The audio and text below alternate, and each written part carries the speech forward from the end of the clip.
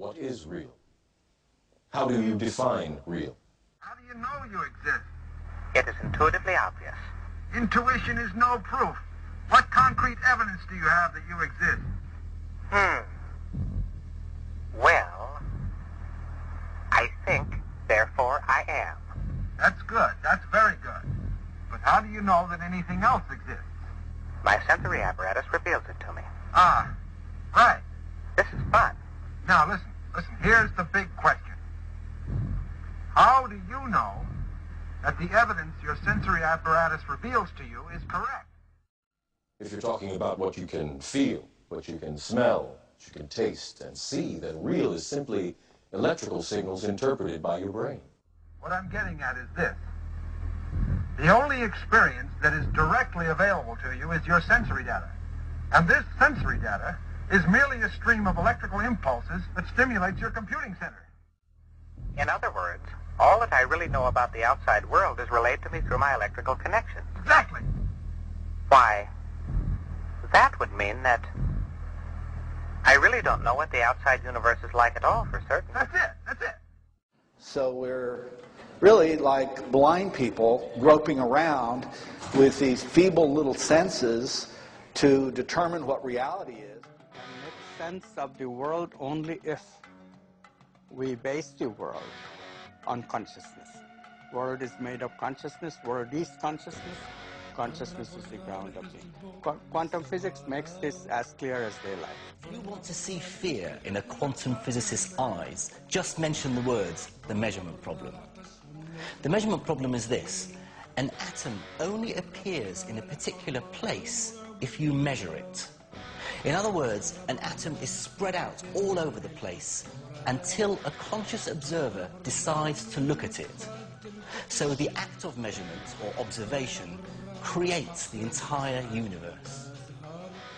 Today, a young man on acid realized that all matter is merely energy condensed to a slow vibration, that we are all one consciousness experiencing itself subjectively. There's no such thing as death. Life is only a dream, and we're the imagination of ourselves. And this is exactly what mystics have been trying to tell us for so many years, that the world is an illusion and that the real world and universe is a non-physical. Shamans see the universe as made of primal vibrational stuff. And that really tied into my understanding of quantum physics, because in quantum physics we talk about quantum waves, which are vibrations, out of which all matter is eventually is created or emerges. Atoms are not just unimaginable, they're self-contradictory. They behave both like particles and waves. And it gets weirder. When you're not looking at an atom, it behaves like a spread-out wave. But when you look to see where it is, it behaves like a particle. And one of the basic assumptions of quantum physics is the quantum wave nature of all matter. That matter, unobserved, matter on its own, moves and vibrates in waves. But waves of what? Are they water waves? Are they sound waves? Are they electrical waves? No, they're actually waves of nothing. But imagine you're doing music. You need silence to be able to cut it, to make music, to make a beat. If you're making reality, you need space to define the reality in between. So space, reality could be just various resolution, right? Various divisions of space in a fractal structured vacuum. The space that we believe is empty is not really so empty. It's full of a living essence, of a living material that we're only beginning to understand, number one. And number two, the fact, and it is a fact now, that we may have experiences inside of our bodies that influence the world beyond our bodies through the conduit of what's in this space. I mean, if you said to people, is that table solid? They say, of course it is, of course it is. Well, it isn't, it can't be, it's made of atoms, right? And atoms are not solid. Tell me how it does that. Our minds do that by turning vibrational fields into apparently physical objects. Do not try and bend the spoon. That's impossible. Instead, only try to realize the truth. What truth?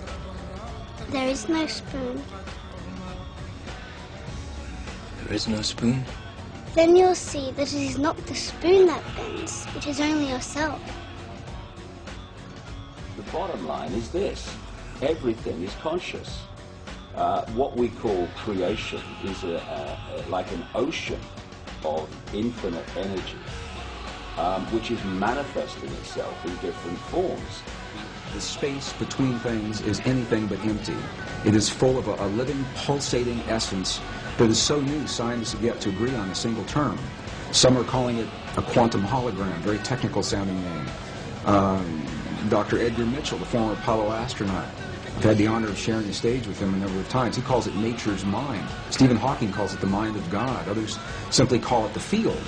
In 1944, the father of quantum physics, Max Planck, identified the existence of this field, and he called it the matrix. He said, underlying everything that we see, our bodies included, everything we see in the world around us in our bodies, he said, there is the existence of what must be a conscious and intelligent mind. This is his language in 1944. He said that this mind is the matrix of all matter, and it's from his work that the movie series began and many of the ideas that we have today. Your appearance now is what we call residual self-image. It is the mental projection of your digital self.